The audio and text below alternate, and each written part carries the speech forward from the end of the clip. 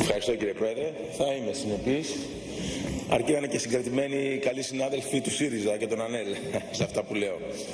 Λοιπόν, αγαπητοί συνάδελφοι, κυρίες και κύριοι βουλευτές, πριν από λίγες ημέρες και αγαπητοί υπουργοί, πριν από λίγες μέρες στο διαδίκτυο είχα τη χαρά, θα έλεγα, όπως και πολλοί από εσάς και όλο τον κόσμο, να παρακολουθήσουμε την ομιλία του Μπαράκ Ομπάμα στην τελετή αποφοίτησης ενός Αμερικανικού πανεπιστημίου, του Rutgers.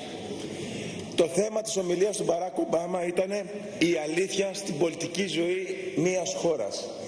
Και όσοι τον ακούσατε, όσοι διαβάσατε εκ των υστέρων την ομιλία του, είμαι σίγουρος ότι θα σκεφτήκατε όπως και εγώ ότι δεν μπορεί, υπάρχει ένας αόρατος Έλληνας μέσα κρυμμένος κάπου στο μυαλό του Ομπάμα και του ψιθυρίζει την κατάσταση στην Ελλάδα.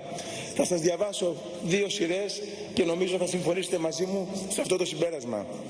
Είπε λοιπόν ο Ομπάμα, η άγνοια για τους πολιτικούς δεν είναι προσόν.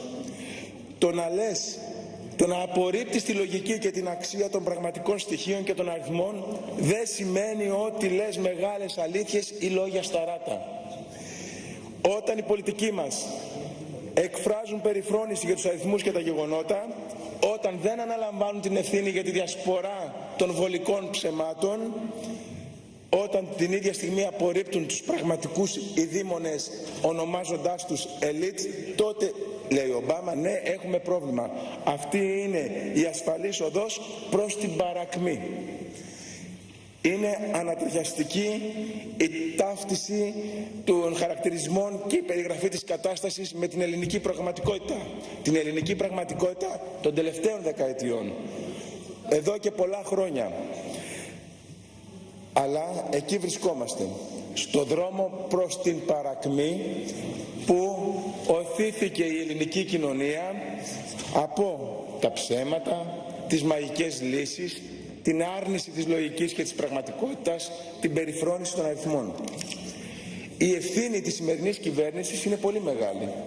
Είναι τεράστια, θα έλεγα εγώ, γιατί και μεταχειρίστηκε ψέματα, βολικά ψέματα, και άφησε στον κήπο της να ανθίσουν πολλές περικοκλάδες του κακού και επινόησε ανύπαρκτες λύσεις και δίχασε τον κόσμο και τελικά πρόδωσε τους πάντες. Με το πολυνομοσχέδιο αυτό, οι 153 βουλευτές ΣΥΡΙΖΑ και ΑΝΕΛ, θα έχετε καταλάβει, αγαπητοί συνάδελφοι, ότι οι αυταπάτες μπορεί να σε οδηγήσουν γρήγορα ψηλά, αλλά έχουν ένα μεγάλο μειονέκτημα.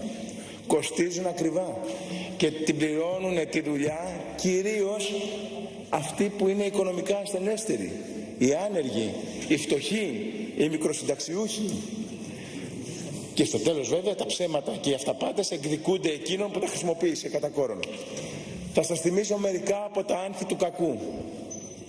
Όσο εγώ είμαι υπουργός, είπε ο κύριος Τσακαλώτος, που δεν τον βλέπω τώρα στην αίθουσα, δεν πρόκειται να μειωθεί το αφορολόγητο κάτω από τα 9.100 ευρώ. Μάλιστα.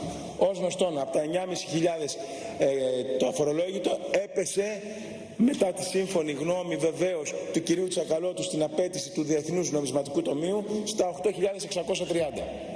Και είναι να απορείς, θα μπορέσει ο κύριος Τσακαλώτος να ασκήσει βέτο, να πει όχι σε μια διαδικασία αποκρατικοποίησης όταν δεν κατάφερε ούτε για 500 ευρώ να πείσει τους δανειστές να κρατήσουν το αφορολόγητο ψηλότερα? Είναι ένα εύλογο ερώτημα. Άλλα άνθη του κακού. Το πετρέλαιο κίνησης δεν πρόκειται να αυξηθεί, είχε πει ένας άλλος υπουργός, και είπε τη μισή αλήθεια, διότι η πραγματικότητα μας λέει ότι στο υπόλοιπο μέρος της φράσης που δεν μας είπε ήταν οι εξής λέξεις: το πετρέλαιο κίνησης δεν θα αυξηθεί από μόνο του, θα αυξηθεί και το πετρέλαιο θέρμανσης και το υγραέριο και βεβαίως οτιδήποτε έχει σχέση με τα καύσιμα.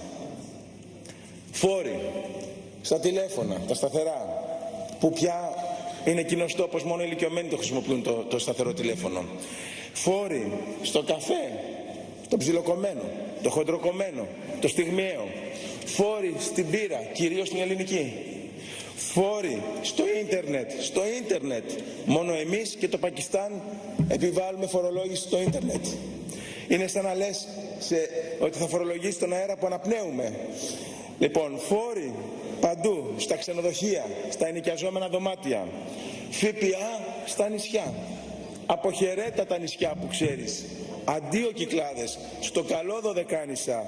Τι να πούμε για το Βόρειο Αιγαίο, σας λέει αυτή η κυβέρνηση σε εσάς τους νησιώτες. Ένας άλλος υπουργός έλεγε ότι ο έμφυα του 2015, θα έρθω και σε αυτό κύριε συνάδελφε, θα δείτε.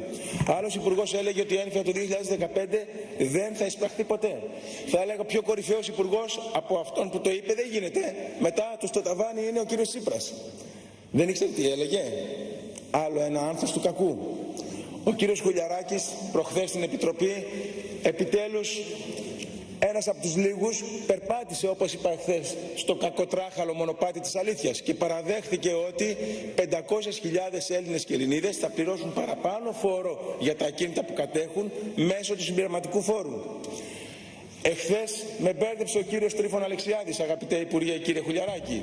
Ενώ εσείς μιλήσατε για 500.000 πολίτες, ο κύριος Αλεξιάδης μίλησε χθες για 600.000 Έλληνες που θα πληρώσουν παραπάνω φόρο ακίνητης περιουσίας.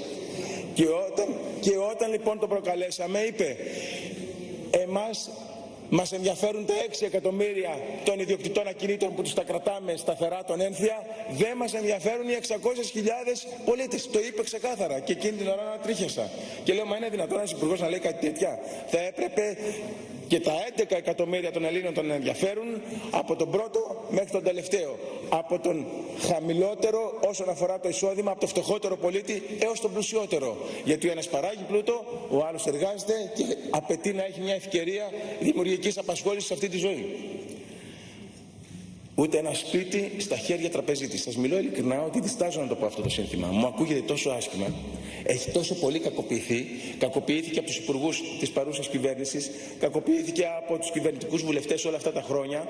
Και τώρα, όταν λες το εύλογο, ούτε ένα σπίτι στα χέρια τραπεζίτη, διφορούμενα συναισθήματα σε κατακλείζουν. Η πραγματικότητα ποια είναι? Ότι από 1η Ιανουαρίου του 2018 όλα τα δάνεια, είτε είναι κόκκινα είτε είναι πράσινα, περνάνε και με τον νόμο, το νομοσχέδιο που θα ψηφιστεί και θα γίνει νόμος, στα funds. Σε αυτά που εσείς κυρίως οι βουλευτές του ΣΥΡΙΖΑ και τον ΑΝΕΛ και πρωτοστατούσαν οι υπουργοί της κυβέρνησής σας, τα είχατε ονομάσει κοράκια και νεκροθάφτες και βαμπύρ και ό,τι άλλο θέλετε. Ο ΣΥΡΙΖΑ θα πει όχι στο ξεπούλημα της κρατικής περιουσίας, λέγατε οι υπουργοί και οι βουλευτές, οι κυβερνητικοί βουλευτές, ΣΥΡΙΖΑ ΑΝΕΛ. Μάλιστα. Και τώρα με αυτό το υπερταμείο που δίνεται και γη και είδωρ, τι έχετε να πείτε γι' αυτό?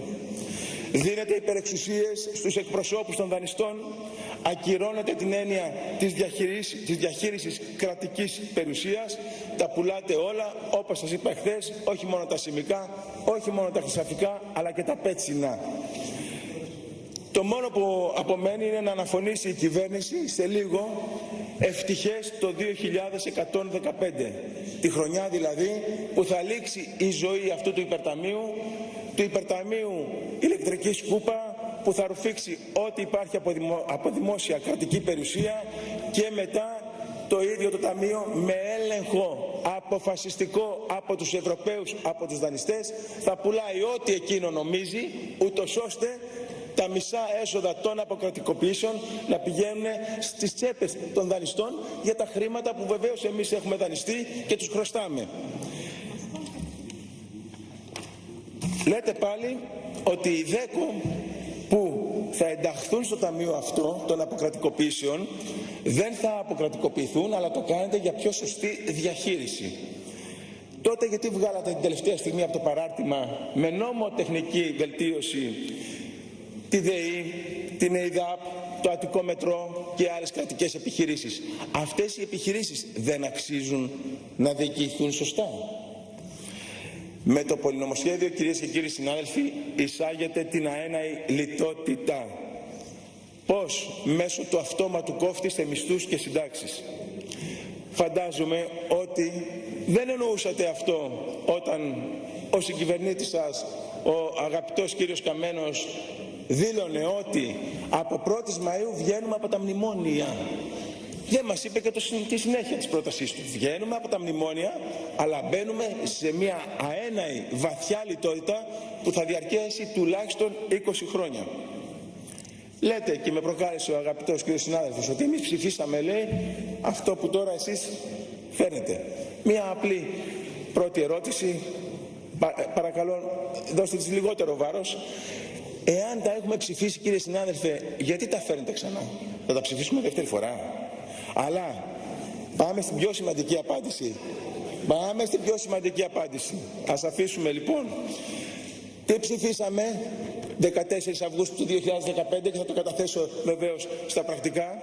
Ψηφίσαμε, προσέξτε, μότα σας το διαβάζω, σύμφωνα με τη δήλωση της Συνόδου Κορυφής της Ζώνης του Ευρώ της 12ης Ιουλίου 2015, θα συσταθεί στην Ελλάδα ένα ανεξάρτητο ταμείο, σε εισαγωγικά το ταμείο με κεφαλαία, το οποίο θα κατέχει σημαντικής αξίας περιουσιακά στοιχεία της Ελλάδας.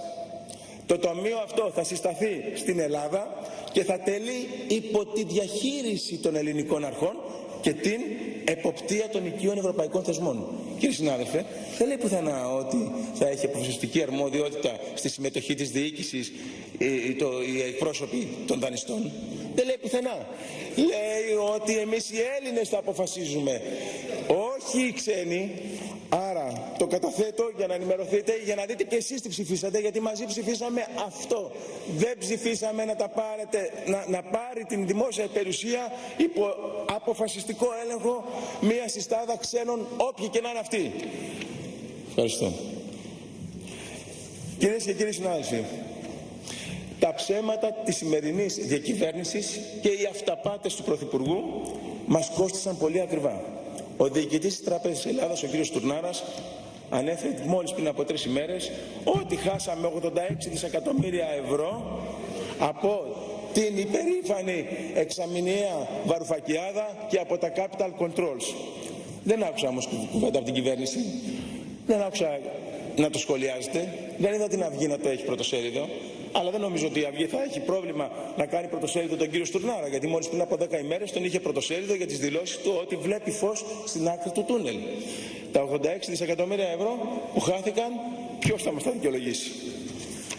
Κυρίες και κύριοι συνάδελφοι, κλείνοντας την ομιλία μου, θα ήθελα να σας πω ότι κατά την προσωπική μου άποψη, το μεγαλύτερο κόστος, η μεγαλύτερη ζημιά για την Ελλάδα δεν είναι τα χαμένα δισεκατομμύρια μόνον, αλλά ότι επί χρόνια οι κυβερνητικοί βουλευτές σήμερα ως αντιπολίτευση χθες, οι υπουργοί σήμερα ως αντιπολίτευση χθες, εθίσατε τον κόσμο στο ψέμα και την αυταπάτη.